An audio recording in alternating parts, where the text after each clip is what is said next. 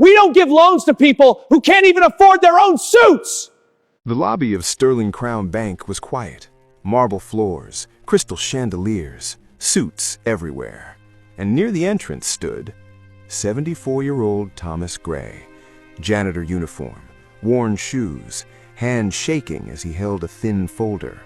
Inside that folder, medical reports. His 6-year-old grandson needed heart surgery. $48,000. Thomas had saved for years, skipped meals, worked overtime, sold his old truck, but he was still short.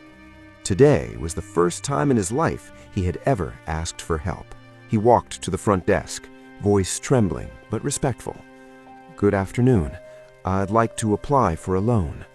The young clerk looked at his uniform, then at his shoes, then picked up the phone. Moments later, the branch manager walked out. Richard Hale, tailored suit, gold watch, perfect smile that disappeared the moment he saw Thomas. "You?" he said loudly. "Yes, sir," Thomas nodded. "It's for my grandson's surgery." Richard flipped through the papers like they were trash. "You make $2,100 a month." "Yes, sir." "And you're asking for $48,000. Thomas swallowed. "I've worked 41 years. I can pay monthly. I just need time." Richard let out a dry laugh. "You think this is a charity?" The lobby grew quiet. "It's for a child," Thomas whispered. Richard's voice rose. "We don't give loans to people who can't even afford their own suits." Gasps echoed. Thomas's hands trembled harder. "I can show you my savings." Richard cut him off again. "This is a luxury bank, not a street corner."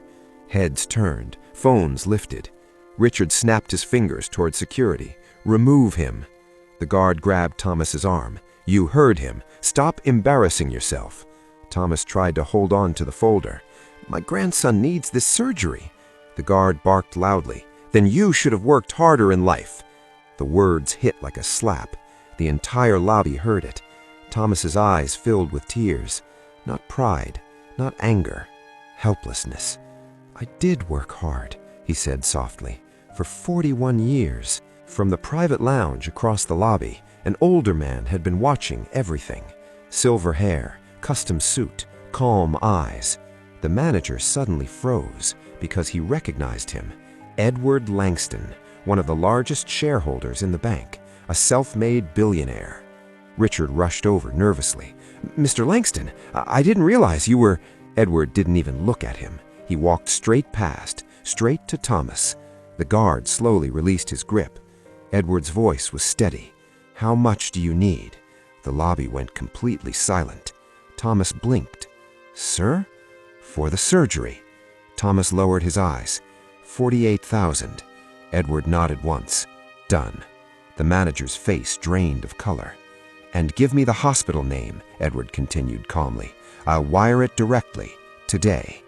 Thomas couldn't breathe for a moment. "My grandson, he's 6. Edward's voice softened. "Then we don't waste time." Edward finally turned to the manager, still calm, but colder than shouting. "If you had ever stood where he stands, if you had ever watched a child struggle to breathe, you would sell your car, your watch, your pride to save him." The lobby froze. "You called him embarrassing," Edward continued. "The only embarrassment in this room is leadership without compassion." Richard's lips trembled. "I was just following policy." "No," Edward said quietly. "You were following ego." By evening, the footage reached the executive floor. The CEO reviewed everything, the shouting, the insults, the humiliation. 2 termination letters were signed that night. Manager, security guard, both dismissed. The next morning, Edward visited the hospital personally. Thomas stood beside his grandson's bed, machines beeping softly. Edward placed a hand on his shoulder. "From today forward, you don't clean floors anymore." Thomas looked confused. "You start Monday at my foundation office, community outreach coordinator." Thomas's voice broke. "I'm just a janitor." Edward smiled gently. "No, you're a grandfather willing to beg for a child.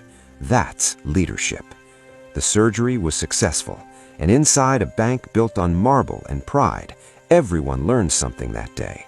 Money shows status, but compassion shows character. The lesson: if you've ever been in his shoes, you'd sacrifice everything too.